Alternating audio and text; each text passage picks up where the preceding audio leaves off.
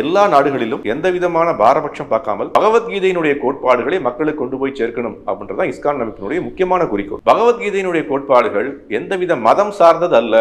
அதுல மதம் சார்ந்த எந்த விஷயங்களும் இல்லை. இந்து மதம் அப்படின்ற எந்த விதமான சம்பந்தமே இல்லை அப்படின்ற விஷயங்கள் அதனுடைய பிரதிபலன் தான் இந்த நாடுகள்ல மக்கள் எடுத்துக்கொள்ளக்கூடிய விஷயம். அவங்க இது வெறும் இந்து மதம் நினைச்சிருந்தாங்க அப்படின்னா ஏதோ மத மாற்றமாக எடுத்துக்கொண்டு இவர்கள் எல்லாரும் அந்த புத்தகத்தை படிப்பதோ அல்லது பக்தர்களாக மாறுவதோ அல்லது அங்க ஒரு பெரிய இஸ்கான் அமைப்பை ஆரம்பிக்கணும்ன்ற எண்ணமோ தோன்றாது.